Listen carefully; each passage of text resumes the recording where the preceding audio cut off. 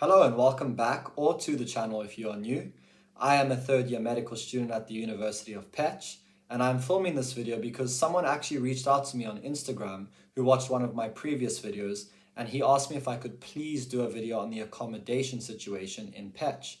So that is exactly what I am going to do. But quickly before we continue with the video, are any of you guys watching currently considering coming to study at the University of Pécs? And if you are, please let me know in the comments below. And while you're at it, let me know where you're from, because I'll find that very interesting. Alright, I'm going to give you guys a basic overview of two options within the city.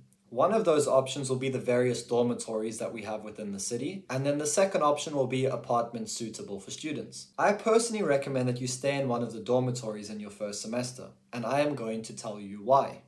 Don't worry, I will also give you the other side of the coin. There are three dormitories to choose from: Santo Dormitory, Bosokani Dormitory, and Damjanic Dormitory. I personally stayed in Santo Dormitory in my first semester, so this is going to be the dormitory that I have the most information about. I have done some research and spoken to some people who did stay in Bosokani and Damjanic, so I can give you guys a little bit of information. That being said, I personally recommend Santo anyway, because I think that Santo Dormitory is the best dormitory in the city. Okay, so let's start with Santo Dormitory. You are looking at between 40,500 forints and 47,000 forints per month, depending on which building you stay in. I think this is an extremely good price, and a price that you will not be able to match should you choose to stay in an apartment. That being said, the reason for this comes with the fact that you stay in a block system. The building has 5 stories, and on each floor there are various blocks, each containing 2 bedrooms. And 2 people will stay in each bedroom, so you will have a roommate within the same room. In addition to that, you will have a common kitchen as well as a shower and a bathroom. Bed sheets and pillows will be provided for you, and in addition to that, there is a laundry room in the basement of the building where you can go and do your laundry. That being said, if you need anything else, you will have to bring it with you or purchase it, and this is things such as a drying rack, because there are no dryers within the building, and most people in Europe tend to dry their clothes on drying racks, which is something I'm not used to, but maybe you're used to it from wherever you come from. So you might need a drying rack, washing powder, kitchen utensils, cutlery, and basic necessities. Now, I know a lot of you haven't really listened to what I've said after 2 people staying in one room, and you're probably thinking, nope, not for me. And I can completely understand that. That was definitely my thought process as well. I am someone who definitely likes my own space, and I would say that I'm very much an introvert. However, I do think it is very important to stay in the dormitory in your first semester, because you are in a completely different country, in a completely different city,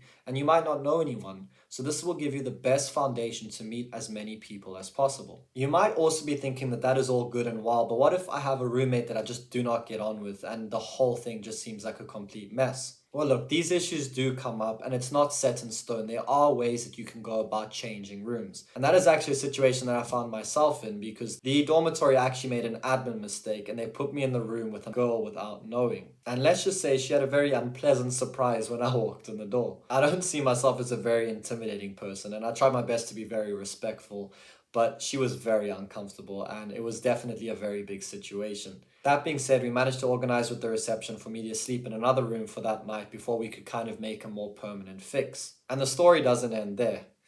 The next day, we ended up changing rooms, and I ended up moving into another block. I was in this block alone for the time being, but there was obviously the potential that other students would move in. And that's exactly what happened within about a week. I had new roommates come to the block, and they seemed like really nice, genuine guys. However, there was definitely quite a big cultural difference, and I'm not going to mention anything, but I'm just going to say that it was definitely a bit of a clash, and again, I wasn't entirely comfortable, so I had to go and speak to the reception again. Luckily, they were willing to help, and I managed to find one more permanent move where I was a lot more comfortable. After that, it was a pretty pleasant semester. Of course, it was still student life, and we were living a bit rough, but we had a very nice camaraderie. I met lots of people from lots of different countries, especially a lot of the Erasmus kids, because you have a lot of kids that come from other places within Europe on exchange semesters, and a lot of them opt to stay within the dormitory. So you get to really branch out and meet people from all over. So I do think that it's a really big plus. One other thing I was worried about in the dormitory is how much studying I would be able to get done with all the distraction. Now, this was definitely still challenging. However, I was lucky in the sense where the first semester in medicine was not too difficult or too challenging, and I do feel like it was manageable. When I did have to study, I opted to study at the university or the city library just because they were more quiet. But that wasn't the end of the world, because then I could go back to the dormitory after my work was done and have a very good time with everyone that was there. Santo Dormitory is in a pretty good location. It is approximately a 10-minute walk from the medical faculty. And if you are going to study at other faculties, then it is probably about a 2-minute walk from the nearest bus stop. And that bus stop can take you to pretty much any faculty within the city. So it is not any issue in terms of location. In addition, there's a gym about a 5-minute walk away, a supermarket as well, and all in all, it's in a pretty decent area. The only thing you could say against the location is that it is probably about a 35-minute walk from the city center. And that means that you will probably need to take a taxi or the bus system to get into the city center. So to summarize, I think it is a very affordable option. It is very clean because the dormitory does provide regular weekly cleaning of the rooms, which is very helpful. And I do think it is in a pretty good location if you're studying at the medical faculty, and it is a perfect place to meet new people. Okay, now let me briefly give you a little bit of information about Bosokani and Damjanic dormitory before moving on to the apartments, which I will discuss at the end of the video. If you want to stay at Bosokani dormitory, it is about 43,500 forints a month. And if you want to stay at Damjanic dormitory, it's around 52,300 forints a month. And both of these dormitories are approximately an 18-minute walk from the medical faculty.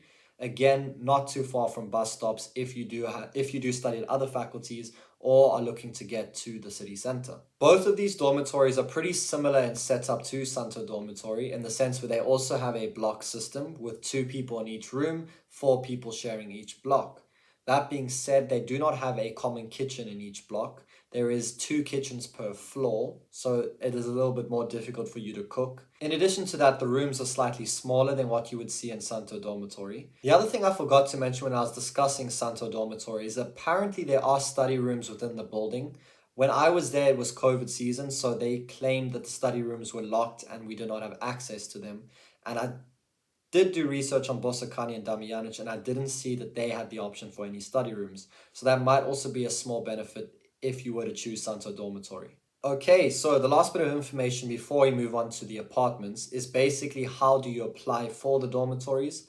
Once you've been accepted to the university, you'll be given a Neptune code, and Neptune is basically a portal that this university uses for all things admin. And when you sign into Neptune, there is a little tab which allows you to go and enroll or apply for dormitory housing. So it is a pretty easy process, and it is a process that will be outlined to you in a package that I think you receive once you get accepted to the university. Okay, now let's talk about apartments. I know some of you are probably thinking that this is all I wanted to come for and I do not want to stay in the dormitory at all, and that is understandable.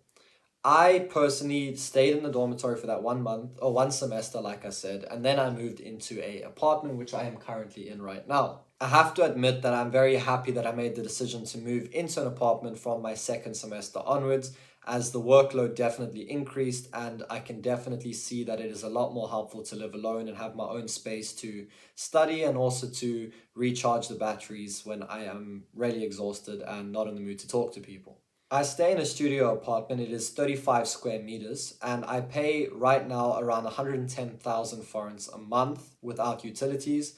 With utilities, it tends to go towards 125,000 forints a month, but obviously that varies depending on season, because in winter you're going to obviously have a higher utility bill with all the heating. I definitely experienced a very big rise in rent recently as a result of the conflict in Ukraine, but I'm hoping the situation will resolve and inflation will stop kicking my ass. If you are planning to live alone, whether that be in a studio apartment or a 1-bedroom apartment, I have seen that prices tend to range from about 90,000 forints all the way up to about 160,000 forints. And I think that that gives you a range of a pretty good quality apartment. I think you can get some for cheaper and you can get some for more expensive, but obviously that's when you're going into slightly different brackets of quality. So it's up to you depending on budget. Another option that you obviously have is to try and get a 2-bedroom or 3-bedroom apartment and share with friends that you potentially made in the dormitory, or friends that you made in the medical faculty or socializing, or whatever the case may be. Another great option that you have is there is a Facebook group called Everything to Buy/Rent in Pécs. It's something like that. I will put a little screenshot in the video here and potentially drop the link in the description below so you can check it out. And this is basically a Facebook page where any owners can put out advertisements for apartments that they're looking to rent out. And there tend to be a lot of options on there, so it can definitely help you to potentially land a apartment. And on top of that as well, people who have apartments tend to put little posts out there asking for an additional roommate. So if you maybe haven't met anyone yet and you're looking to move into an apartment but save money and stay with other people, you could potentially go down that route. From what I've observed, if you share an apartment with 1 or 2 people, so a 2 or 3-bedroom apartment, the rent could range from maybe 60,000 to about 120, 150,000. I gave you a slightly bigger range there, but it's quite difficult to give you an exact range. That's kind of what you should be looking at. I think I should also discuss location with regards to your apartment if you're looking to go down that route. However, I have to admit, I don't think location is actually too important in Pécs. It is a pretty small city and most places are within walking distance. And if you do need to get somewhere that is a little bit further, there is a pretty decent bus service, so it is quite easy to get around. I know a lot of my friends opt to stay in apartments that are a little bit closer to the university, roughly 5 to 10-minute walk, just because it gives them more time in the morning to sleep in or get ready for their early morning classes, and that's perfectly understandable. However, I stay in the city center, which is probably about a 25-minute walk from the university. And I do sometimes choose to walk in the morning if I've woken up early enough and I want the fresh air. But as I said, there is a bus system and I tend to use that quite often.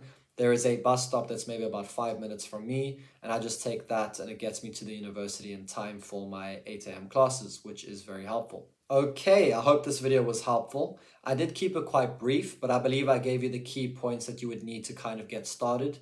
And if you have any further questions, then please feel free to put them in the comments below and I will get back to you as soon as possible. Thank you for watching and I'll see you on the next one. Cheers.